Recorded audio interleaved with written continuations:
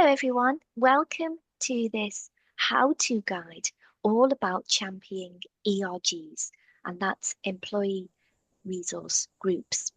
This is a special day today because it's International Day of Persons with Disabilities. So it's a perfect time actually to talk about ERGs because we know this people-to-people connection, network, support groups are a great resource, a great way that we celebrate and support those who are neurodivergent. And I'm joined by some fantastic guests today for this session. Our how-to guides are deep dives into a particular subject, and we've got, as I say, a real treat for you. My name's Donna Stevenson. My preferred pronouns are she, her, and I have a grey Box t-shirt on, a denim jacket. I've got shoulder length brown hair, and it's great to have your company for this conversation. I'm joined by Deepa Arjan. Hi, Deepa. Hi, Donna. Thank you so much for having Hello. me. My pleasure. Deepa, tell us a little bit about the work that you do. Of course. I'm Deepa Arjan. I'm based in London and I work for an organization called Avanade. We're a tech consultancy. What I do is I'm part of the Global Inclusion, Diversity and Wellbeing team at Avanade. And so I'm absolutely there to support our networks and really provide that governance around them. And I've been at Avanade for just over 4 years now. Okay, brilliant. Thank you, Deepa. I'm really looking forward to finding out more. We think your colleague Jed Khan may be joining us as I well. hope We'll so. see. We are Yeah, live, folks, and sometimes this happens, isn't it? it We will see happens. if he arrives. If he does, brilliant. But we can chat regardless. And I'm also joined by the brilliant Heather Edwards. Hi, Heather. Hi there, hi Donna, hi Deepa, and everyone on the call. Yeah, my name's Heather. I'm the Equity, Diversity and Inclusion Project Lead at WiHTL Diversity in Retail. So we are a collaboration community for organisations in the hospitality, travel, leisure and retail industries who are really committed to creating inclusive workplaces where anyone can thrive and reach their full potential. And one aspect of my role is working with many different employee network groups across different organisations and supporting them on their journeys. So that's why I'm here today. Yeah, brilliant. Thank you, Heather. And Deepa, this is going to be a great conversation. So, Deepa, can I come to you first then? Tell us a bit about how your ERG came about, why it was important to you guys at Avanade. I'd love to hear your journey. Yeah, of course. I think I'll start by sharing that it was probably about 4 years ago that we implemented a formal inclusion, diversity, and wellbeing team. We put in place a chief inclusion and diversity officer. And as we were really thinking about building this out, it was clear that this couldn't be something that was just kind of operating in a silo somewhere in HR. This had to be a kind of grassroots effort. And so, of course, you hear about employee networks popping up in different organizations, and we knew that that was really important to us. We now actually have 50 chapters, 15 unique employee networks. So I won't speak from the perspective of one employee network, but what I will say is the first one in our organization that grew was our Pride employee network.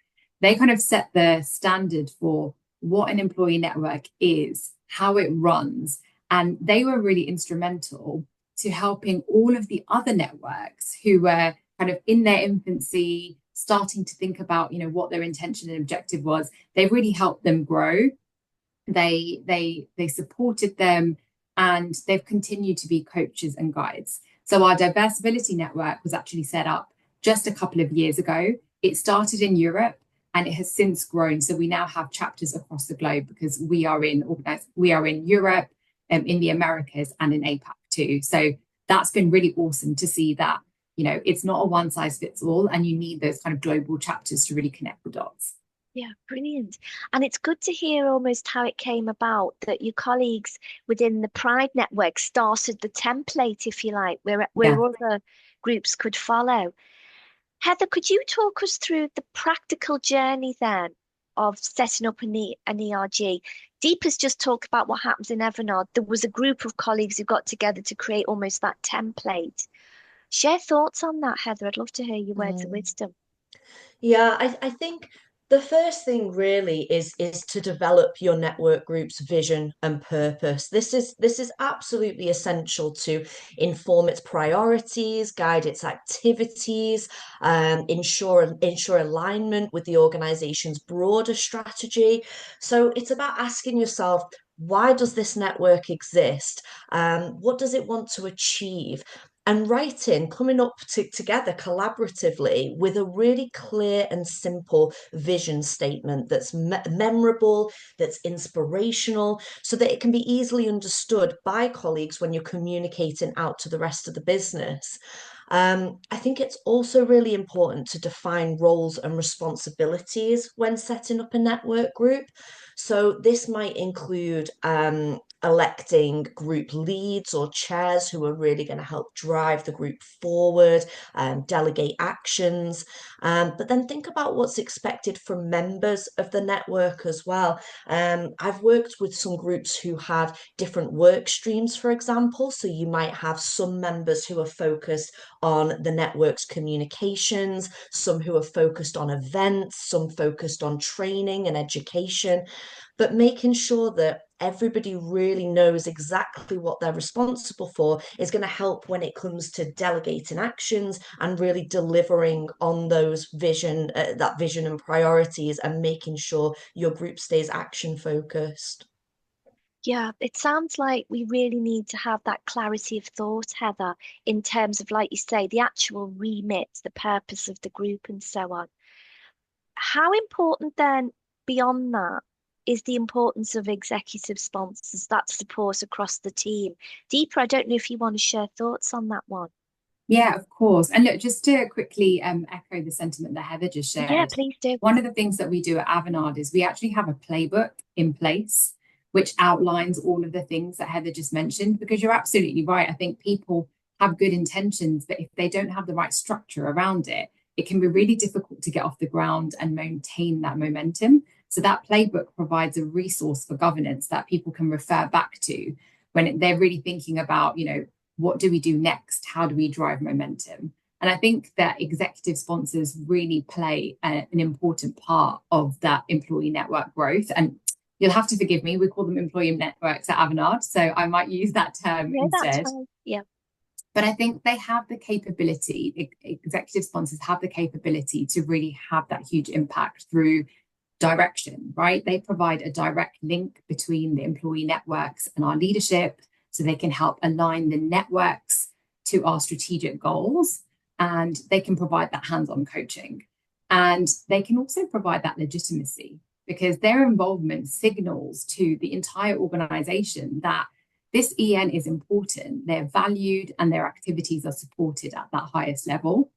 Of course, they can help with amplification because they're in rooms that maybe the ENs are not in, and they have that broader sphere of influence so that they can, amplify messages, initiatives, and asks. And then, finally, kind of from a support and advocacy perspective, they can help that network overcome barriers. So maybe getting access to resources or influencing securing budget. But I will just come back to, they have the capability to do that. But just calling someone an executive sponsor doesn't make all those things happen. And I'd say that, there's two things at Avanade that really help to put the governance around the role of the executive sponsor. One of those things is we have somebody who leads our employee networks globally. Her name is Warsan Hagi Youssef. So she puts her arms around supporting those networks and those executive sponsors in understanding what their role is. And the other thing I'll say is we have something called inclusion, diversity, and wellbeing commitments that every one of our execs have. They have to put pen to paper on their commitments. Being an executive sponsor is one of them. So they don't just get the title, they have to report on progress. What are they doing to drive that? And so I think, that is all part of making that role truly impactful. Wow, Deepa, it sounds like it's really into the fabric of your whole organization. Heather, I'm guessing, because you're across kind of many organizations and they've got this almost strategic view. To me, that sounds like an exemplar of wonderful practice around how we make this real. I'd love to hear your thoughts on that. Yeah, I mean, I love how Deepa at Avanade, you've got that accountability. They are held accountable to what they say they're going to do. I really like that, because so many organizations I work with, that, you know, they have various employee network groups, but they're getting different levels of support as well from their executive sponsors. So I think, especially with the playbook you mentioned, and having that role of the executive sponsor defined, means that the executive sponsors across the business will be aligned on what their role actually is. And I think it's so important as well, if you don't have a playbook and you don't have these support systems in place, it's just about actually having those conversations between the chairs, between the executive sponsor, about what their role is, what they can expect from you, and vice versa, and just being really clear on that to move forward. Yeah. How important is it, and this is a question to both of you guys, on a day like today, or, you know, awareness times generally? So we know today is the International Day of Persons with Disabilities. And Deepa, I love that projection onto your background. Amazing. How important are ERGs around the communities that they're serving when it's a special awareness time for that community? Deepa, do you feel that it almost brings a day like today alive for colleagues when we have an ERG that's focusing around the community in question? I think it absolutely does. Our Diversity Network are leading the charge in terms of putting on awareness sessions and engagement sessions for our broader employee base. I think that, you know, they are the voices that we don't want to do work in this space without having the voices of people from those communities who are kind of guiding what we do. Nothing for us without us, right? But one thing I would say is it's also really incredibly important for our broader community to step in on days like today. So the burden is not just on the group that is being, you know, commemorated on that day. So today is the day for allies to step up, for leaders to step up and turn up to these events and talk about what they're doing and talk about their challenges. And it can't just be one day. Yes. It can't just be IDPD is forgotten about tomorrow and we move on to the next thing. So yeah, that's my perspective on that. Yeah. And the ERG helps with that process of making it authentic, I'm guessing, Deepa, as you say, that those authentic voices. Absolutely. That the storytelling from our employee networks is critical, because that's what really, as you say, brings the day alive. Yes. It's the opportunity for people to hear the real experiences of people at Avanade. And that's what I think really helps to drive some of that shift in culture change. It's not some employees, it's my colleague who's dealing with this.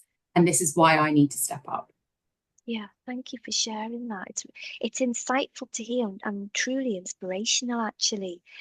Heather, on the back of what Deepa's just shared about a special day a month when it's awareness times in this way, and yes, we know it should be every day of the year, but in your experience, have you witnessed DRGs playing roles, very intrinsic roles in these types of awareness times to really bring it alive for maybe other colleagues who maybe, you know, this isn't their lived experience, they don't think a lot about this stuff, but now we're having an awareness time.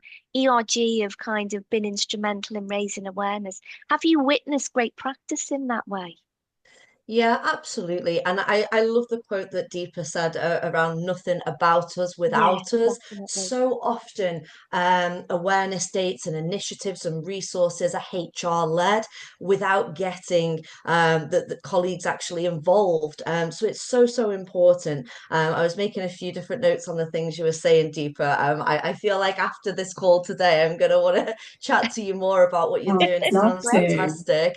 But yeah, absolutely. And something that works really well and tends to create a lot of visibility is during awareness days and actually throughout the year, when colleagues actually feel comfortable sharing their own lived experiences. And actually, even when executive sponsors or senior leaders get involved in sharing their stories as well, people find it a lot more relatable sometimes than getting in external speakers, for example.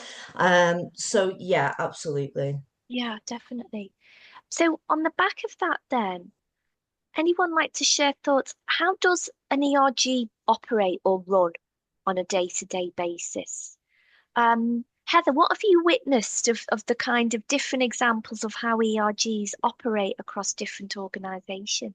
Mm. So I think it's really important to understand how the network is going to communicate on a day-to-day basis. So, how often will you meet? Is it going to be virtually or in person? What communication channels will you use? How do you get frontline colleagues involved? People who don't necessarily work in an office. And we know that people communicate best in different ways. So how are you going to find a way to communicate that works best for the whole group? And I think commonly from what I've seen, groups will tend to meet on a monthly basis, perhaps a couple of in-person meetups yearly, and some form of virtual communication platform as well for that day-to-day communications, whether it's Microsoft Teams, WhatsApp, whatever it is that you use internally. And then when it comes to communicating as a group as well, I think it's really important to set some kind of ground rules too, so that you actually create that safe space where people feel that they can share and contribute safely without judgment. And often groups will set up these ground rules right at the start as they're setting up their network group. And it will include things like making sure anything shared within the space remains confidential, or respecting different opinions and conflicting experiences, not passing judgment on others. But these kind of ground rules are things that should be set up collaboratively as a group.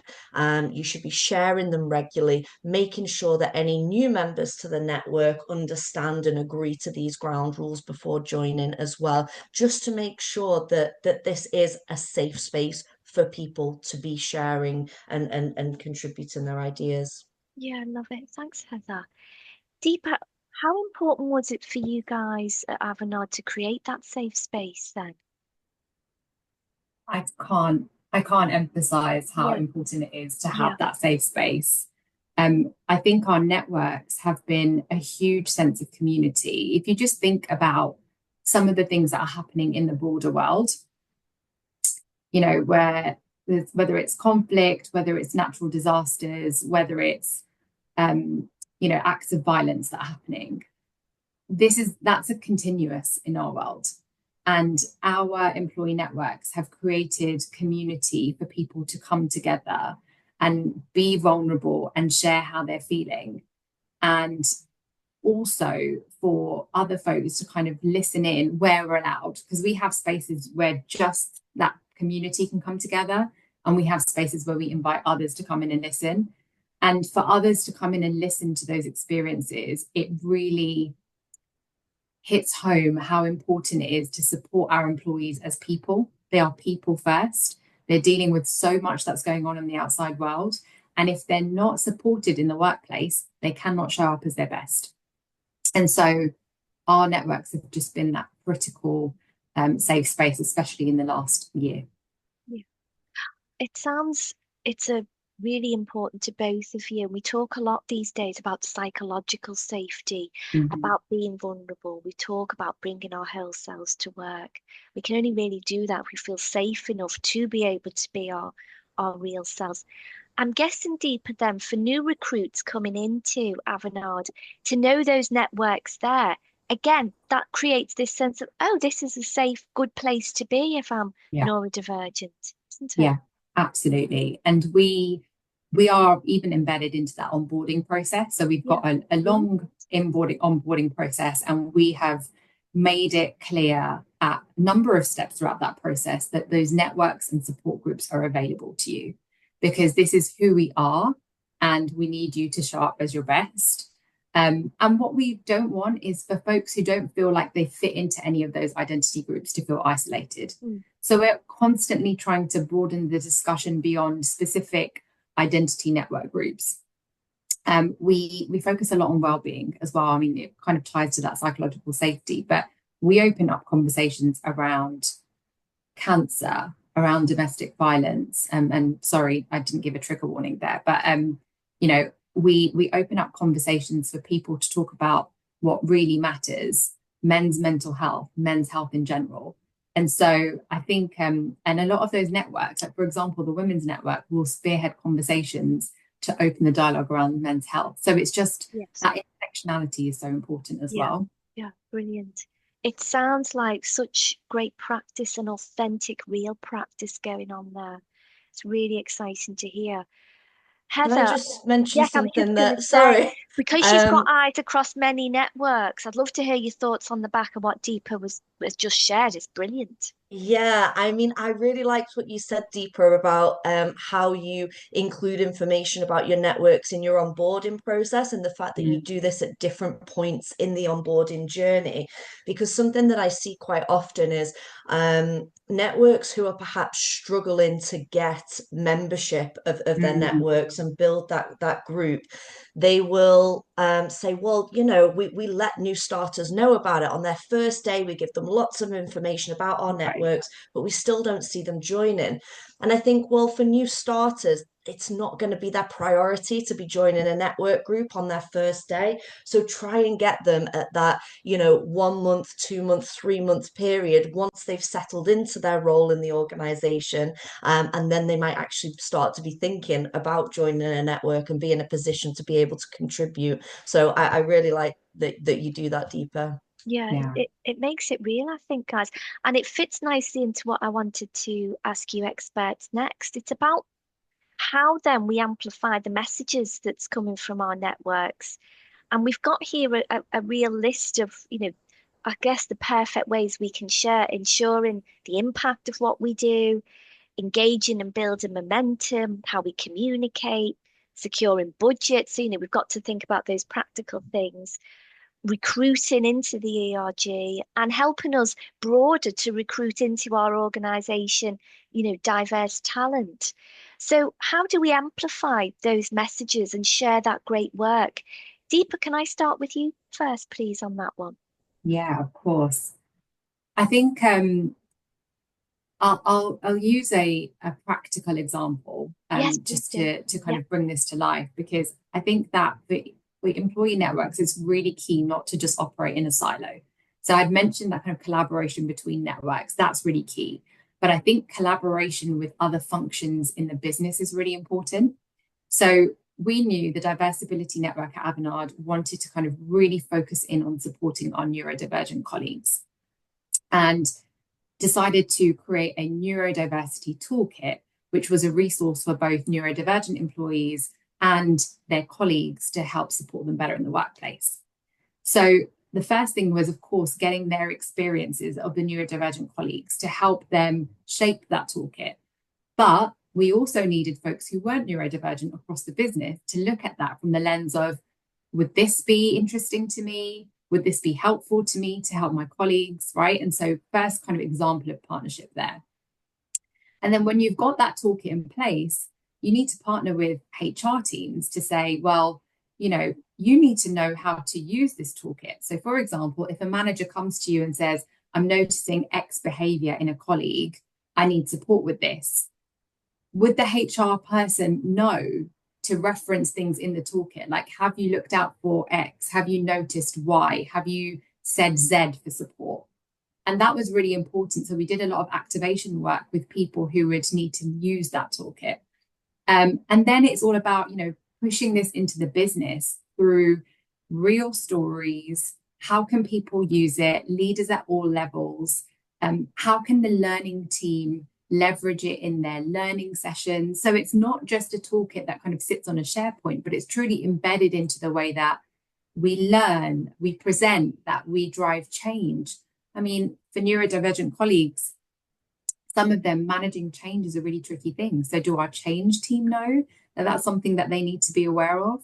So I think that's just a really practical example of how you can take an employee network initiative, but partnering with different parts of the business allows you to bring something like that to life and really amplify that message and that level of support. And I think that's been, really well received at Avanade. Yeah, brilliant. It really brings the work alive, I think, doesn't it, Deepa? So it trickles through all the organization. Like you say, all those different layers to the work that you do. Yeah. Same question to you, Heather, then. How do we get the word out? So we've got our network, we know that we're having these great conversations. And I think, Heather, what you've shared is a great roadmap for those listening, thinking, okay, this is what I need in place to make that network happen in my organization. But the next stage is all this great conversation, this ideas about great practice, these real voices. How are we amplifying them, for want of a better word, across our organization? Mm-hmm. Yeah, I really liked Deepa's point there about bringing in other departments, other people from the organization to really help amplify the message. I know, so I used to work for a different organization, and I led an employee network group whose focus was mental health.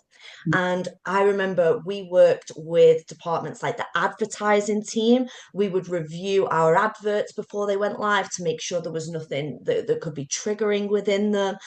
We worked with our product team to make sure that our website was accessible for people who might struggle with mental health. So we worked with lots and lots of different departments to have an even further reach than just our colleagues. And then in terms of really amplifying what we were doing, we would always work with our internal communications team to understand how best to reach colleagues, and actually make sure those communications were accessible as well. Different people use different forms of communication. Different people take things in different ways, whether it's through, emails, infographics, videos. So we'd always make sure that our communications were quite varied so that we could reach as many people as possible, and just making sure that we were super, super visible, even externally. So on our careers site, we would share what we were doing within the networks, which would really help to actually attract talent into the organization as well. When people realized all the incredible work that we were doing, we would share information on our company LinkedIn page, that sort of thing. So really making sure we got the message far and wide. Yeah, so it sounds like it's that real ripple effect, Heather, reviews and all the different ways that you can communicate to kind of spread the word around that great practice and kind of tapping into the community in Mm-hmm. that way. And Heather, But, if I oh may yes, just please do, say, Deepa.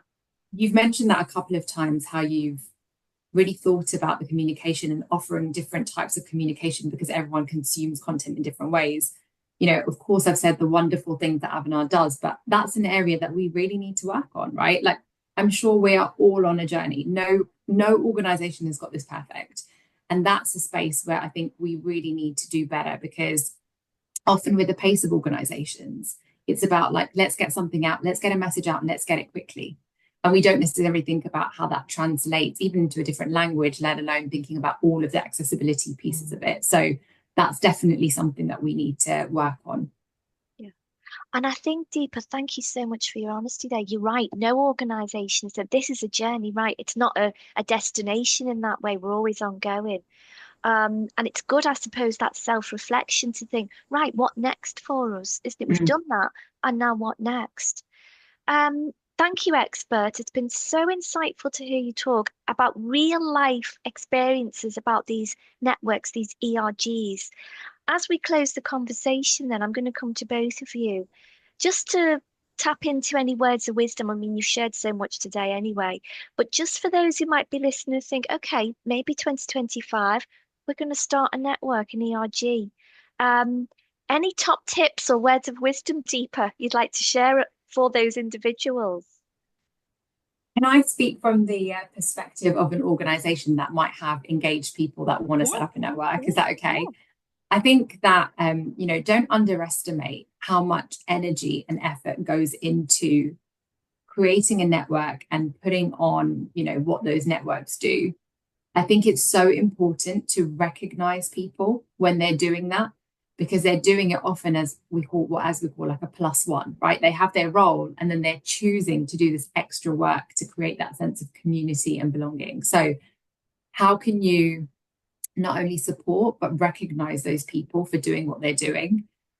We talk about tying that into our performance management, right? Recognizing those people involved in those extra initiatives. So that's my one top tip. Yeah, brilliant. Thank you, Deepa. Do you know what? I was going to say something quite similar. I've noticed that one consistent challenge with a lot of network groups that I've worked with that can really get in the way of success Mm, is time. mm, Colleagues who are part of network groups are usually volunteering their time. You know, they're not getting paid for this. They still have their day job that needs prioritizing. So network group actions can sometimes get sidelined. mm, So exactly as you said, Deepa, thinking about how you can recognize people, make it part of their career development. There are so many new skills that colleagues can develop by being part of network groups. So highlighting this will really attract members, encourage existing members to allocate time for it. Making sure that line managers know about the importance of this, including it, like you said, in their performance reviews. Creating an objective around it to work into those annual reviews. Um, and make sure you just really prioritize what you actually want to do.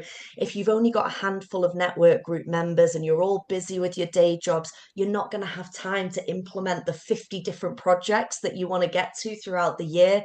So yeah, focus on those one or two initiatives that are going to drive real change. Yeah, thank you well both. said. We've had a comment in the chat from one of our listeners. It's great to have the voices of folks who are listening to broadcasts like this about maybe how we come over resistance. So we think ERG is a great idea. How do we break through some barriers, experts, for some of our individuals within the organization at whatever level who think actually maybe we don't want to ERG? Is it this awareness that you've just spoken about, Heather, about the importance of what a network may bring, and then we're winning almost hearts and minds about why this is really useful to have? Yeah, I think so. And it's communicating the benefits of the network, not just to colleagues themselves who are part of the network group, but also to the organization as a whole. Having diverse, inclusive environments, it's going to drive productivity for the organization. It's going to reduce turnover. It's going to be a great thing for the business as well. So I think really communicating the benefits and making sure that you tie in the purpose of the network groups with the overall business objectives and the business goals is a really great way of doing that. Yeah, I don't know what you think, Deepa. Yeah, and I think, I can understand why people may not want to be labeled. If I've understood the question correctly, some people don't want to be labeled or boxed, and all of our employee networks are completely optional, firstly.